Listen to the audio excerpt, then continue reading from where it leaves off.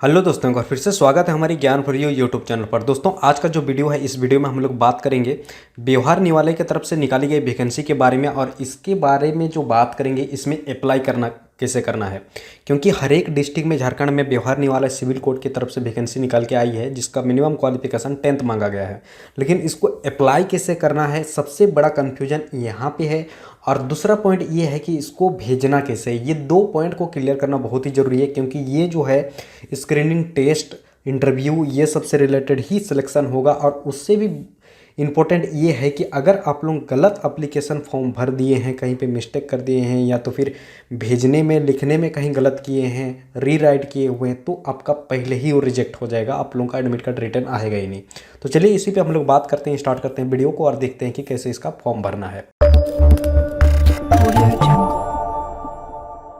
तो सबसे पहले मैं यहाँ फॉर्म जो भर के रखा हूँ उस पर हम लोग बात करते हैं। 1 नंबर पेज को मैं निकालता हूँ और यहाँ पे हम लोग देखते हैं, थोड़ा सा मैं जूम करता हूँ और यहाँ पे देखिए फॉर्म को मैं निकाल के रखा हूँ। सबसे पहले यहाँ पे विज्ञापन संख्या लिख देना है। ये विज्ञापन संख्या कहाँ से मिलेगा? पीडीएफ को ओपन करिएगा तो पीडीएफ में जो दिया गया है यहाँ पे विज्ञापन संख्या मिल जाएगा। ये विज्ञापन संख्या को हेडिंग पे वहाँ पे डाल देना है, ये यहाँ पे डाल देना है। उसके बाद यहाँ पे फ़ोटो डालना है। फ़ोटो के साथ में कोई बड़े अधिकारी का यहाँ पे साइन होना चाहिए। फ़ोटो में आधा फ़ोटो और आधा फॉर्म पे होना चाहिए, और यहाँ पे उनका स्टाम्प लगेगा, ताकि ये जो साइन करेंगे ये आपको पहचानते हैं, इस चीज़ का यहाँ पे प्रमाण होगा। उसके बाद यहाँ पे आवेदक पद का नाम, सबसे पहले जो मैं बता रहा हूँ कि कोई मैनुअल वगैरह फॉर्म वगैरह कुछ नहीं बनाना है, इसी को प्रिंट आउट निकालना है, हूबहू इस तरह से भरना है। आवेदक का नाम में अपना खुद का नाम यहाँ पे हिंदी में लिख दीजिए, क्योंकि यहाँ पे हिंदी पे लिखा गया है। यहाँ पे अंग्रेजी में बड़े अक्षरों पे लिखा गया है, तो वहाँ पे बड़े अक्षर में आपका नाम लिख दीजिए। उसके बाद में यहाँ पे अगर पिता का नाम डाल रहे हैं तो पति को इस तरह से क्रॉस कर दीजिए। उसके बाद यहाँ पे पिता का नाम लिख दीजिए। जन्म तिथि दे दीजिए, जो भी आपका डेट ऑफ बर्थ है इस तरह से दे दीजिए, 8 मार्च 1993 इस तरह से दे दीजिए। उसके बाद जिस डेट को आप भर रहे हैं, बहुत सारा फॉर्म में ऑलरेडी यहाँ पे एक डेट दे दिया गया है, बहुत सारा में नहीं दिया गया है। तो जिसमें नहीं दिया गया है उसमें अब जब भर रहे हैं जिस दिन, उस दिन का डेट दे दीजिए, या तो फिर किसी में ऑलरेडी भरा हुआ है उसका यहाँ पे कैलकुलेशन निकाल लेना है। मैं गूगल क्रोम को ओपन करता हूँ और वहाँ से आप लोगों को बताता हूँ कि एग्जैक्ट आप लोगों का अगर मैथ से कैलकुलेशन करेंगे तो हो सकता है गलत थोड़ा बहुत हो जाए। तो उसके लिए कोई दिमाग लगाने वाला है ही नहीं। मोबाइल निकालिए या लैपटॉप है तो लैपटॉप निकालिए, यहाँ पे गूगल में क्रोम पे लिखिए एज कैलकुलेटर। एज कैलकुलेटर यहाँ पे लिख के सर्च करेंगे तो एक कैलकुलेटर आ जाएगा, जिससे हम लोग का एज निकल के आ जाएगा। डेट अगर हम लोग सही सेलेक्ट करेंगे तो कितना साल, कितना महीना और कितना दिन आ जाएगा। पहला वाला यहाँ पे दिया गया है कैलकुलेटर, यहाँ पे एज कैलकुलेटर पे क्लिक कर देंगे तो ये उसका पेज पे आ गया। अब यहाँ पे फॉर्म पे मैं देख लेता हूँ। जैसे मैं यहाँ पे 8/2/2023 लिखा हूँ, तो सबसे पहले यहाँ पे 8/2/2023 नीचे वाला पे रहने दीजिए, सेम टू सेम। और अगर मैनुअली यहाँ पे कुछ डेट दिया गया है तो उस डेट को यहाँ पे दे दीजिए नीचे में, और ऊपर में आपका डेट ऑफ बर्थ दे दीजिए। यहाँ पे मैं मार्च दे देता हूँ और यहाँ पे 1993 दे देता हूँ, ये जो डेट ऑफ बर्थ है। उसके बाद कैलकुलेट करता हूँ तो यहाँ पे बन के आ जाता है मेरा, देखिए 29 साल 11 महीना और 0 दिन।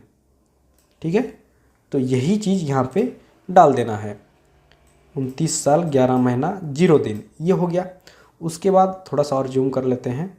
हाँ, उसके बाद नीचे आते हैं। नीचे में यहाँ पे अस्थाई पता पिन कोड के साथ में, अस्थाई पता वो पता डालिए जो आधार कार्ड में आपका दिया गया है। पूरा फुल पता यहाँ पे डाल दीजिए, साथ ही साथ पिन कोड के साथ में बोला गया है तो पिन कोड यहाँ पे डाल दीजिए। 6 नंबर में पत्राचार का पता बोला गया है पिन कोड के साथ में। पत्राचार का पता मतलब ये होता है कि आप अपना एडमिट कार्ड कहाँ मंगाना चाहते हैं, कहाँ रिसीव करना चाहते हैं, वो डेट यहाँ पे न, ये यहाँ पे एड्रेस उसका दे दीजिए पिन कोड के साथ में। आप अगर कहीं बाहर रहते हैं तो वहाँ का एड्रेस दे दीजिए, ताकि वहाँ आपका यही वाला डेट पे ना एड्रेस पे एडमिट कार्ड आएगा। इसीलिए ये ध्यान दें, आप घर में मंगाना चाहते हैं कि कहाँ जहाँ रहते हैं वहाँ पे मंगाना चाहते हैं। अगर बहुत कोई बाहर में रहता है और वो सबका एड्रेस आप लोगों को ठीक से नहीं पता या कन्फ्यूजन है, तो ऐसे कंडीशन में आप यही पता दे दीजिए, घर वाला ही घर में जाएगा, घर वाले आपको फ़ोन कर देंगे, आप ले आइएगा। मोबाइल नंबर डालिए। मोबाइल नंबर वो होना चाहिए जो आपके पास है और एक्टिव है, ऐसा नहीं कि रिचार्ज नहीं है उसमें मैसेज आना बंद है, ऐसा वाला मोबाइल नंबर इसमें मत डालिए। और मेल आईडी भी सेम एक्टिव बोला दीजिए, ताकि हो सके कोई नोटिस इसमें भी आए आपको। उसके बाद राष्ट्रीयता में यहाँ पे भारतीय लिख दीजिए, क्योंकि भारत से बाहर वाला तो इसमें अप्लाई भी नहीं कर सकता है, नोटिस में लिख दिया है। नीचे आएंगे, नीचे में यहाँ पे दे दिया गया है कि मैट्रिक में आप किस बोर्ड से भरे हैं। जैसे मैट्रिक, मैं एग्जाम्पल के तौर से ये सब लिया हूँ सब कुछ, जेक बोर्ड से, और कौन सा साल को पास किए हैं, 2008। उसके बाद कितना प्रतिशत प्राप्त किए हैं, 67.8, और कौन सा श्रेणी में है, वो फर्स्ट है सेकंड है, वो चीज़ यहाँ पे डाल दीजिए। इंटर के लिए भी सेम दिए गए हैं। स्नातक अगर नहीं है मान लीजिए आपका, तो उसको आप ब्लैंक इस तरह से डॉट डॉट करके छोड़ दीजिए। अन्य कोई योग्यता है, जैसे यहाँ पे मैं लिख रखा हूँ यहाँ पे TMPC, ये एक कॉलेज का नाम है, ये 2014 में लिख दिया हूँ, एग्जाम्पल के तौर पे दिया हूँ कि अन्य अगर कोई है, जैसे बहुत कोई ने डिप्लोमा कर रखा है। यहाँ अन्य का मतलब ये होता है कि मैट्रिक, इंटर और स्नातक के अलावे अगर कुछ है तो उस चीज़ का अन्य में बोला जा रहा है। कोई डिप्लोमा कर रखा है, कोई बीटेक कर रखा है, या कोई BBA कर रखा है, कुछ भी ऐसा, तो वो सब का डिटेल भी यहाँ पे डाल दीजिए। विशेष योग्यता यदि हो, प्रमाण पत्र में संलग्न करें। अगर कोई विशेष योग्यता है, जो आप सर्टिफिकेट मिला है आपको, कोई कोर्स किए हैं, कोई बड़ा ऐसा कोर्स किए हैं बड़ा इंस्टीट्यूट से, तो वो सबका यहाँ पे दे दीजिए। जैसे मैं यहाँ पे दिया गया हूँ मास्टर इन नेटवर्क एडमिन, यानी कि नेटवर्क एडमिनिस्ट्रेटर का जो कोर्स होता है नेटवर्क इंजीनियर के लिए, वो सबका सर्टिफिकेशन के लिए मैं यहाँ पे दे दिया हूँ। तो साथ में मेरे को ये सर्टिफिकेट लगेगा, ये सर्टिफिकेट लगेगा, और ये सर्टिफिकेट लगेगा, प्लस ये भी सर्टिफिकेट मेरे को शो कराना होगा। तो ये सब होना चाहिए तभी डालें, अदरवाइज रिजेक्ट हो जाएगा। उसके बाद 12 नंबर पॉइंट में ये दिया गया है कि आप इसमें से कौन सा में आते हैं उस पर चिन्हित करना है, चिन्ह लगाएं बोला गया है। तो सामान्य में है तो सामान्य में दे दीजिए, बाकी सब में है तो बाकी सब में दे दीजिए। लेकिन बाकी सब में अगर आप डालते हैं तो ये सब का आपको सर्टिफिकेट देना पड़ेगा, प्रूव होना चाहिए कि आप सही में अनुसूची 1 में आते हैं, अनुसूची 2, आजाजा या EWS जिसमें भी आते हैं उसका आपको प्रमाण देना पड़ेगा। ये पहला पेज है। उसके बाद दूसरा पेज मैं ओपन करता हूँ, इसी पे ये पहला पेज और ये दूसरा पेज, इसको आप स्टेपलर कर दीजिएगा। उसके बाद यहाँ पे 13 नंबर पे जो दिया गया है लिंग, पुरुष दे दीजिए, महिला है तो महिला दे दीजिए, स्त्री। उसके बाद 14 नंबर में जो दिया गया है ये निःशक्त है, ये हाँ या ना में दिया गया है। मतलब निःशक्त का मतलब वो होता है कि आपका आंख में कोई प्रॉब्लम है क्या, सही से देख पाते हैं या नहीं पाते हैं। अगर यहाँ पे हाँ पे क्लिक करेगा तो आप तो पहले ही रिजेक्ट होंगे, क्योंकि प्रोस्पेक्टर में पहले ही दे दिया है कि जो सही से देख पाता है, कर पाता है, वैसे ही आदमी इसको फॉर्म फिलअप कर सकता है। 15 नंबर पॉइंट में ये दिया गया है कि क्या वर्तमान में किसी सरकारी संस्थान निगम में काम करते हैं। अगर हाँ पे टिक करते हैं तो ये सब सारा डिटेल आपको फिल करना पड़ेगा। ये संस्थान का नाम, किस पद पे हैं और कब से काम कर रहे हैं। अगर नहीं तो ये सबको सारा को ब्लैंक छोड़ दीजिए इसी तरह से। उसके बाद नीचे आते हैं घोषणा पत्र। अगर लड़का है तो कर्ती को काट दीजिए, लड़की है तो कर्ता को काट दीजिए, और कुछ नहीं करना है। उसके बाद यहाँ पे डेट, जिस दिन आप पोस्ट कर रहे हैं उस दिन का डेट दे दीजिए।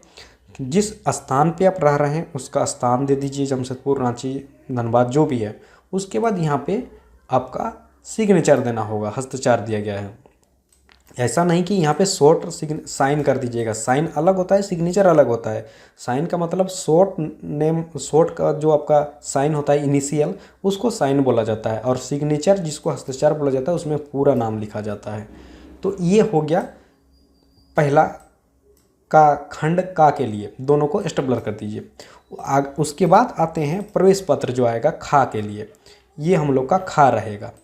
ये देखिए दिया गया है यहाँ पे प्रवेश पत्र खा, इसको कुछ मत करिए, यहाँ पे ऑलरेडी लिख दिया गया है, कार्यालय द्वारा भरा जाएगा। तो क्रमांक संख्या आपका जो भी होगा XYZ 1 2 3 4 वो उधर से भर के आएगा। यहाँ पे फ़ोटो चिपका दीजिए। विद्यार्थी द्वारा भरा जाएगा। इस चीज़ को खुद से भरना पड़ेगा। स्वहस्तलिखित बोला गया है मतलब खुद का हैंडराइटिंग से ही डालना होगा। आवेदक पद का नाम आपका नाम दे दीजिए। फिर वहाँ पे वही आता है पिता पति का नाम। अगर पिता का नाम लिख रहे हैं तो पति को काट दीजिए। कोई लड़की अगर भर रही है शादीशुदा है तो यहाँ पे पिता को काट दीजिए, पति का नाम डालिए। पत्राचार का पता वही है जिस एड्रेस पे आप अपना एडमिट कार्ड पेपर मंगाना चाहते हैं। उसके बाद कुछ भी नहीं करना है, नीचे आ जाना है। नीचे पे यहाँ पे 4 और 5 को कुछ नहीं करना है। जो लिखा भी हुआ है प्रोस्पेक्टर में इसको संस्थान द्वारा भरा जाएगा व्यवहार न्यायालय की तरफ से। यहाँ पे फिर से डेट डाल दीजिएगा, वो डेट जिस दिन को आप इसको पोस्ट कर रहे हैं। ये उसका एड्रेस है। उसके बाद और कुछ भी नहीं करना है यहाँ पे। अब बात करते हैं कि इसको भेजना कैसे है, भरना कैसे है। इसमें कहीं पे भी कन्फ्यूजन नहीं होनी चाहिए। अगर कन्फ्यूजन है तो कमेंट कर देंगे। अब मैं वर्ड को निकलता हूँ, यहाँ पे मैं पेस्ट कर रखा हूँ। ये देखिए, ये इन्वोलप 1, ये इन्वोलप 2। ये इन्वोलप बड़ा वाला है। सपोज दैट मैं मानता हूँ कि ये 1 नंबर बड़ा वाला है और ये स्मॉल वाला है, 2 रह गए। इसमें क्या करना है, हेडिंग पे यहाँ पे यहाँ से लेके यहाँ तक आपको ये चीज़ टाइप करना होगा।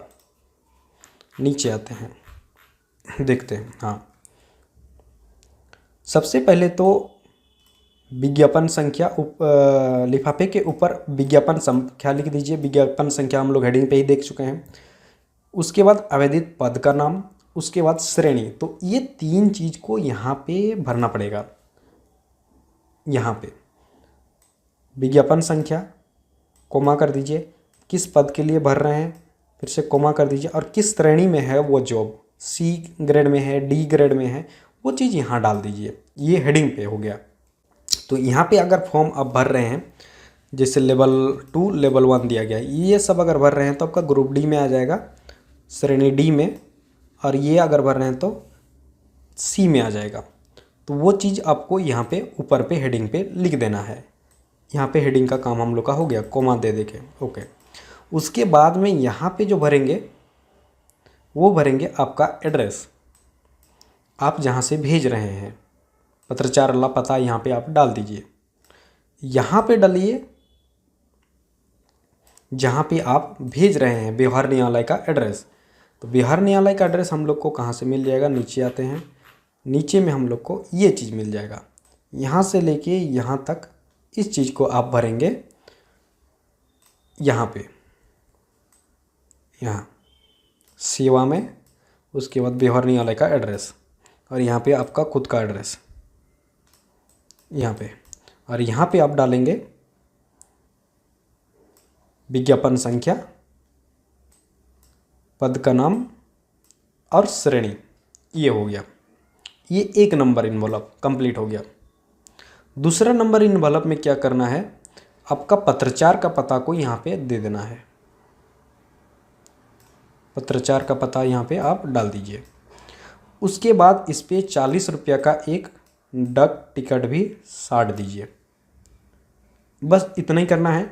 उसके बाद जो जो भी आपका डॉक्यूमेंट लग रहा है वो डॉक्यूमेंट को सारा जेरोक्स करके सेल्फ अटेस्टेड यानी कि खुद का सिग्नेचर कर दिए सब पे, और सारे डॉक्यूमेंट को इस पे भर दीजिए। ये जो फॉर्म है इसको भी यहाँ भर दीजिए। उसके बाद वो फॉर्म और एडमिट कार्ड जो है जिस पे आप भरे हैं, जो मैं आप लोगों को दिखाया हूँ, ये 3 कॉपी होंगे। ये तीनों कॉपी को भी आप यहाँ पे भर दीजिए। यानी कि ये मास्टर आपका इन्वॉल्व है। सोचिए, ये मास्टर इन्वॉल्व है। इस पे आपका डॉक्यूमेंट, फॉर्म,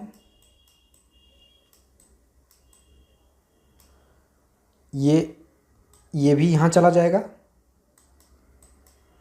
और ये भी यहाँ चला जाएगा, अंदर घुस जाएगा, और इसको भी यहाँ पे घुसा दें 40 रुपये का डाक टिकट के साथ में। बस इतना करना है। उसके बाद आपको स्पीड पोस्ट हाथों हाथ जो भी करना है आप भेज दीजिए। तो यही प्रोसेस है, सिंपल सा प्रोसेस है। बस नोटिफिकेशन में इस तरह से थोड़ा दे दिया है कि आदमी को कन्फ्यूजन हो रहा है, बट करना इसी तरह से है। मैं अधिकारी से भी बात किया हूँ, उससे भी पता किया हूँ कि किस तरह से भरना है, कैसे करना है, तो उसने यही चीज़ बताया, ऐसे ही करना है। तो चलिए हम लोग मिलेंगे नेक्स्ट वीडियो में, तब तक के लिए धन्यवाद।